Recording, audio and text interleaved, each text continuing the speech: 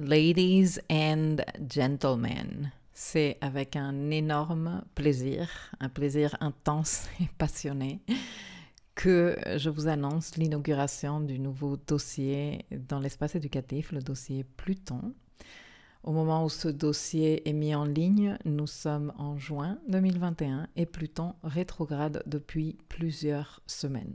Les rétrogradations de Pluton sont juste des moments exceptionnels pour faire le travail plutonien. Maintenant, que veut dire faire le travail plutonien ? Eh bien, c'est ce que je compte t'expliquer dans ce premier audio du dossier. Du code Pluton à un niveau individuel et aussi à un niveau collectif, j'ai pas mal publié d'articles sur mon blog, notamment qu'en 2020, il a été un des protagonistes du grand contexte astral avec ses multiples conjonctions à Jupiter, la grande conjonction avec Saturne et les multiples carrés que Mars lui a fait lors de sa rétrogradation.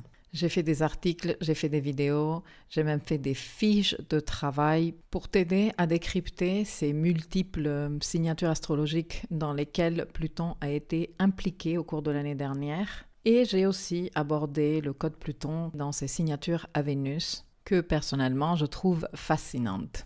Si un de tous ces sujets t'intéresse, tu n'as qu'à aller sur mon blog, taper le mot Pluton dans la barre de recherche et tu auras accès à tout ce contenu. Même si maintenant qu'il a un dossier à lui tout seul dans l'espace éducatif, je vais pouvoir recenser tout ce qui a été publié là-bas.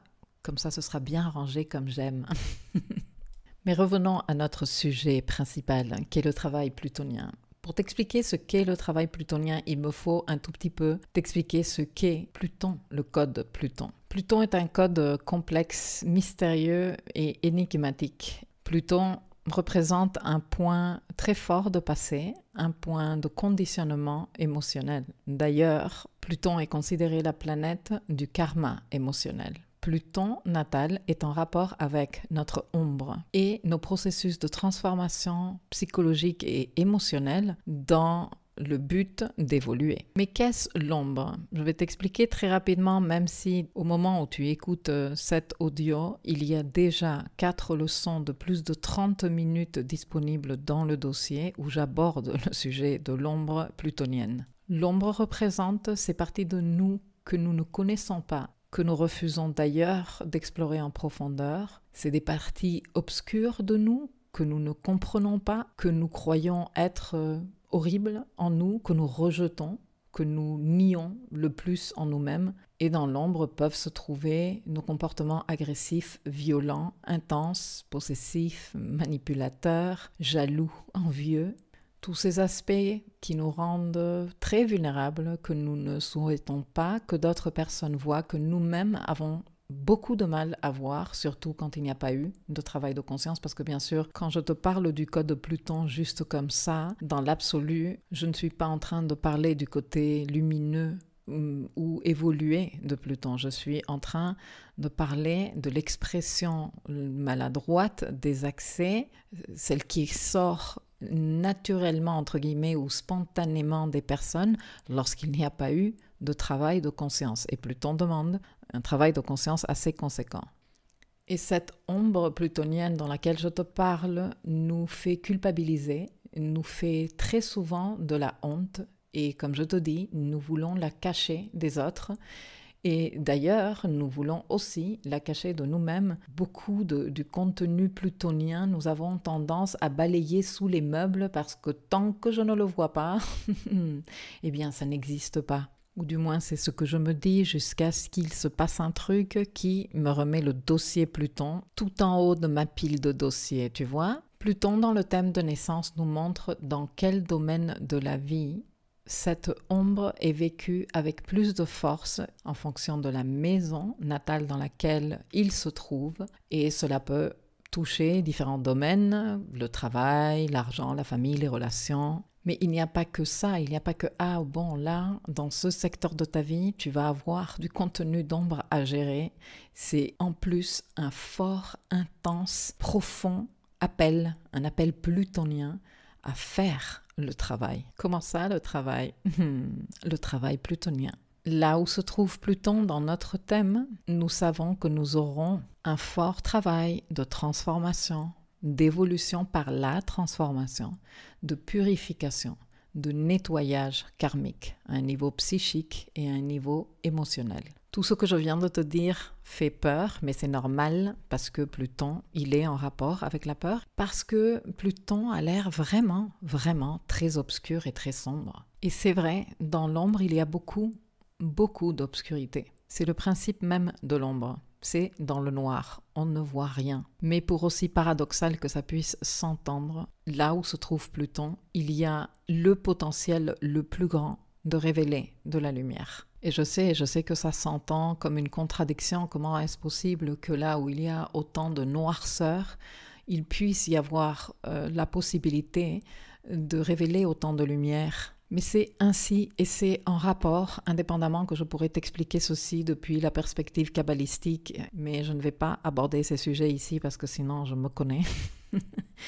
Donc je me concentre pour te dire que ceci est en rapport avec la vision de l'astrologie évolutive qui envisage la vie humaine comme un processus d'apprentissage et d'évolution où il n'y a pas de planète maléfique, hein?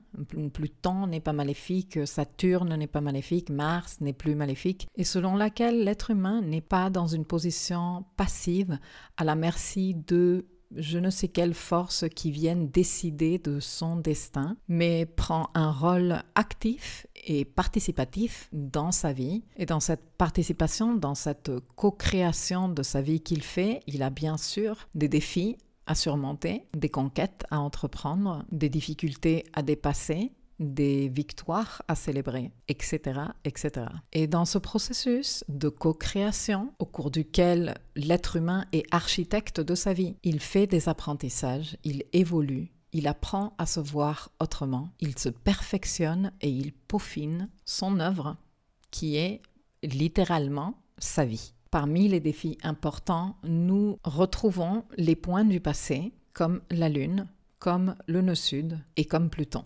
Pluton, dans le thème astral, représente de très forts conditionnements émotionnels, de très forts attachements émotionnels que nous sommes venus transformer, dépasser, illuminer. Mais qui, parce que sinon ce ne serait pas un défi, vont demander de nous un travail conséquent. Les attachements plutoniens sont parmi les plus forts dans un thème. Et pour ceux et celles qui croyaient à la version de la réincarnation pour la vie humaine, qui est une théorie que moi j'aime beaucoup, ces attachements plutoniens nous parlent même d'expériences antérieures parce que nous n'arrivons pas en territoire vierge sur Terre. Nous venons avec une histoire, nous venons avec un bagage, nous venons avec une empreinte émotionnelle qui vient d'un passé dont nous ne nous souvenons pas nécessairement.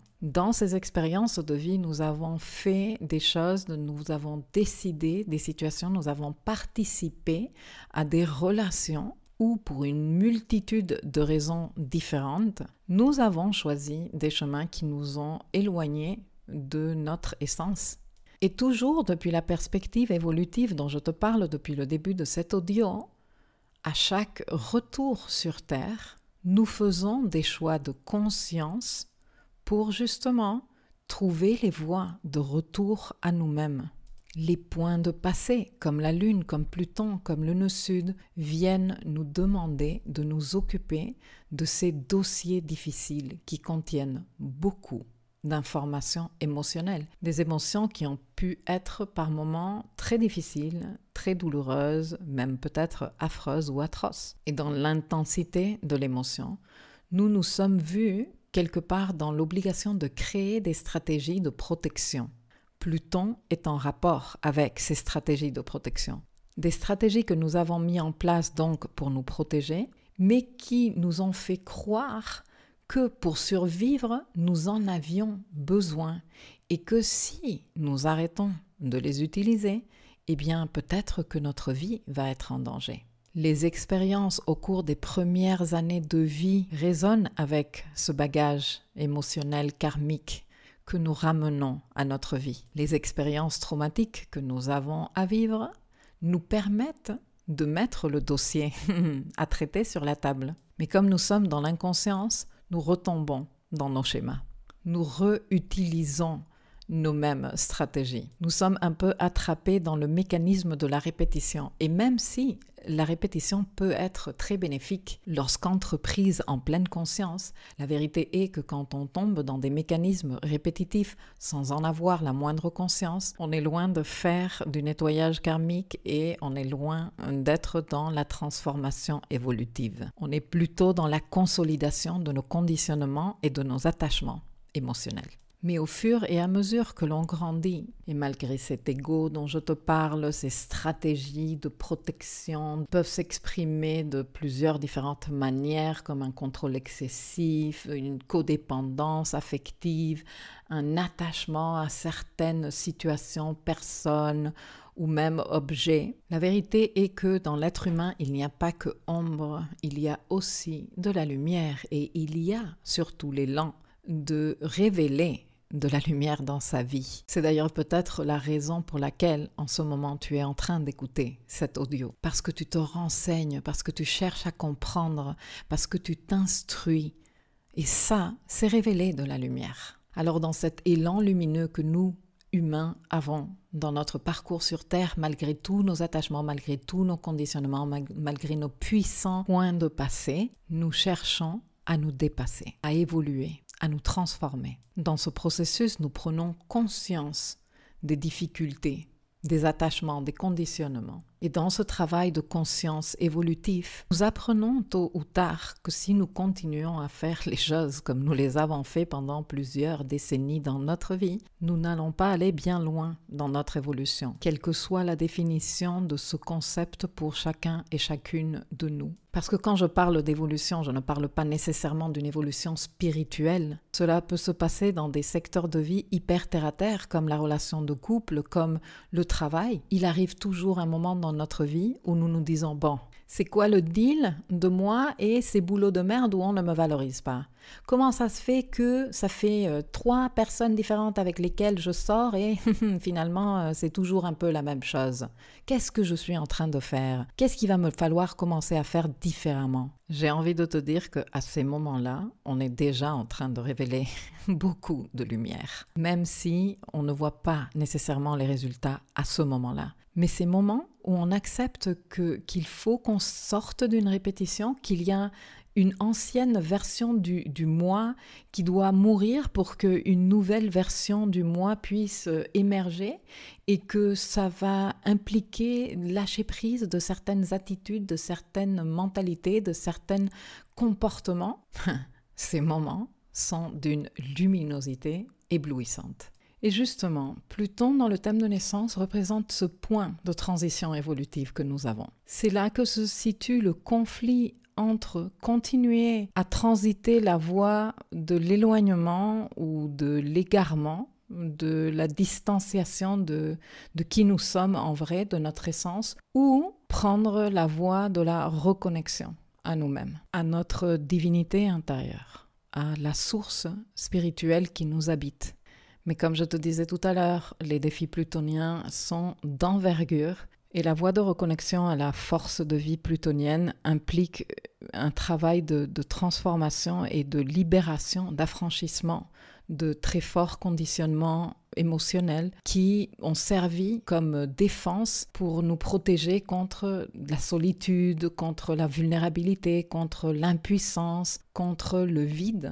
Et lâcher ces conditionnements réveille de fortes réactions de peur, de colère, de souffrance, de terreur même, de très fortes résistances. Et la résistance plutonienne, elle est très, très forte. Parce que Pluton, il est puissant. Dans ces situations où nous nous sentons complètement exposés, Pluton, il n'hésite pas à sortir l'artillerie très lourde pour protéger cet ego qui a tellement peur de souffrir à nouveau, de vivre une nouvelle humiliation, de vivre un nouvel abus. Parce qu'avec Pluton, il est toujours question de puissance versus impuissance. C'est d'ailleurs la raison pour laquelle Pluton est associé à la notion de pouvoir. Et lorsque nous sommes dans une situation où nous avons l'impression que nous sommes obligés à lâcher quelque chose qui est vraiment, vraiment important et fondamental pour nous et même pour notre survie, il y a comme cette sensation de perdre le contrôle, d'être dans une situation d'impuissance totale, d'être en chute libre.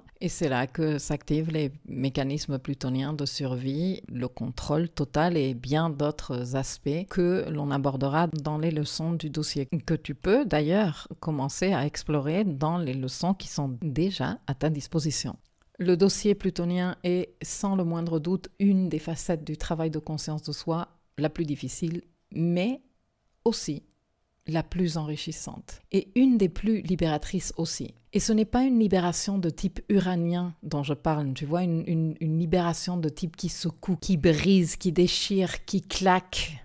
Non, ce n'est pas du tout ce type de libération que Pluton donne. La libération plutonienne est une libération qui ranime, qui exalte, qui redonne vie, qui illumine en fait. Difficile à décrire avec des mots vraiment, mais qui vaut tous les efforts du monde et qui a vécu un transit de Pluton, un transit fort de Pluton, une conjonction, un carré, une opposition à une planète natale, notamment au Soleil, à la Lune, à l'ascendant ou à un des nœuds, le C.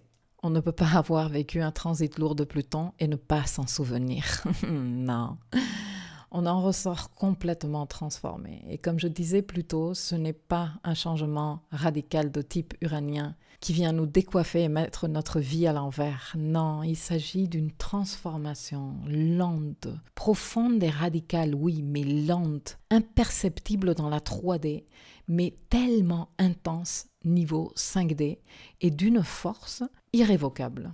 Tu sais, Pluton est associé à tout ce qui est minusculement petit, comme l'atome.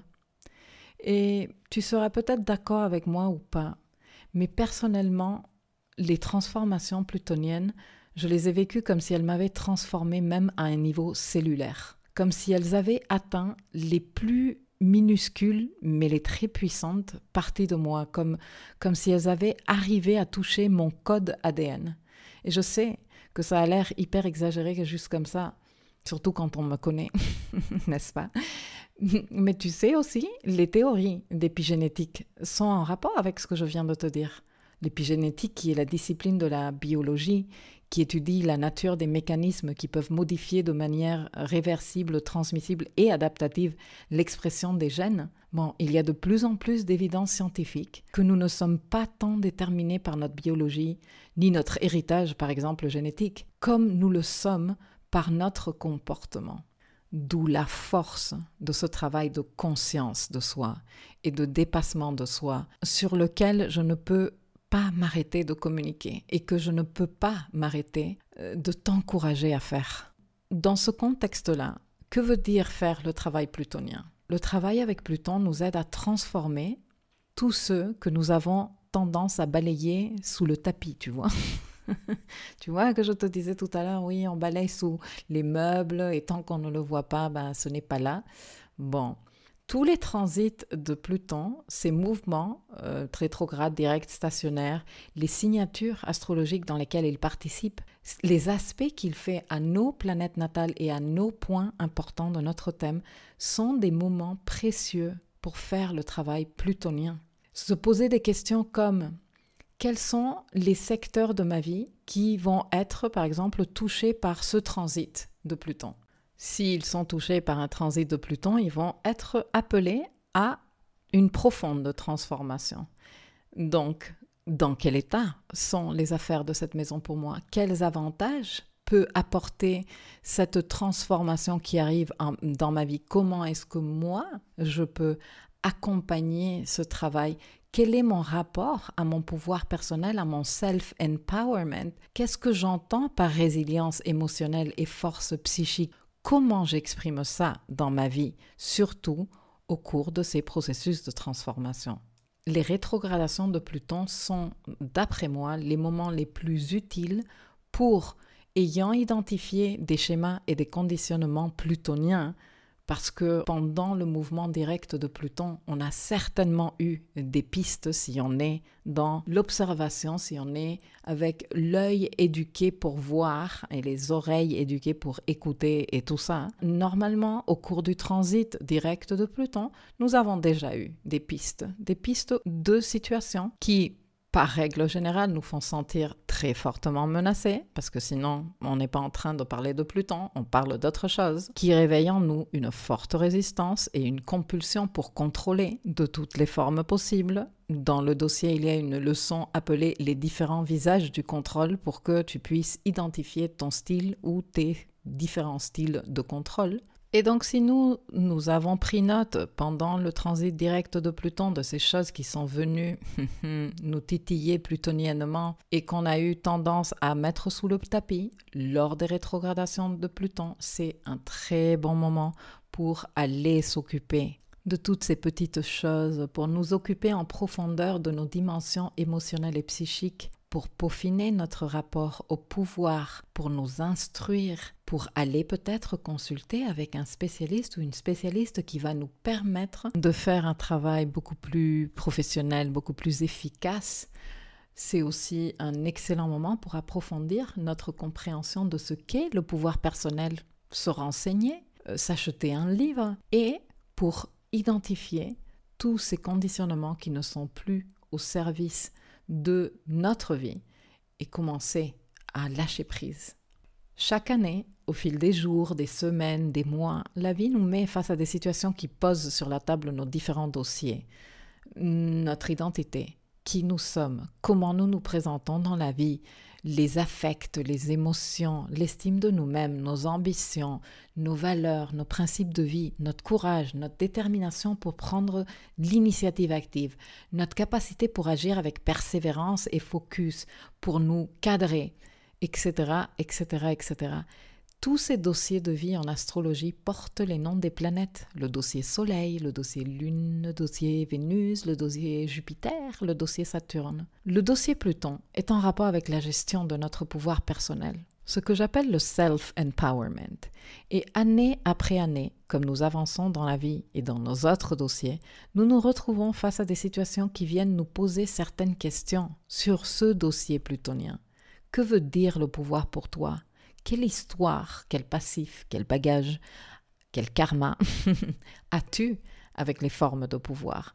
Comment exerces-tu le pouvoir? Quelle est ta notion du pouvoir personnel? A-t-elle évolué ces derniers temps, ces derniers mois, ces dernières années? Pourquoi? Comment? Est-ce que tes choix et tes décisions de vie sont en alignement avec cette notion de pouvoir personnel? Dans le dossier Pluton, tu vas trouver des leçons par écrit, en audio, en vidéo, des infographies, des fiches de travail pour te permettre d'explorer à fond ce code. Qui est Pluton? Comment s'exprime son énergie? Comment elle se distingue des autres énergies planétaires? Comment est-ce qu'elle fonctionne par signe, par maison, par alignement? Quel est son rapport au karma? Quel est son rapport à l'ombre? Comment nous pouvons l'utiliser pour nous relever lorsque nous sommes effondrés, vaincus, à terre, pour nous donner l'opportunité de renaître et de nous élever comme le phénix au-dessus de nos propres cendres. C'est ça le travail plutonien. Et à chaque nouveau tour de la spirale de l'évolution, nous avons une nouvelle opportunité d'aller plus loin, d'aller plus profond, dans la conscience de qui nous sommes, dans la conscience de ce que nous sommes venus faire ici, ce que l'on peut lire en astrologie, à travers nos codes, dont Pluton. Chaque situation qui viendra te poser les questions que j'énonçais tout à l'heure te permettra de faire le travail plutonien. Connaître ton code Pluton dans ce contexte te sera d'une énorme utilité. C'est ce que je te propose dans le dossier. Il vient tout juste d'être mis en ligne. Il est plein de leçons pour illuminer ce mystérieux, complexe et énigmatique code qu'est Pluton. On se voit là-bas.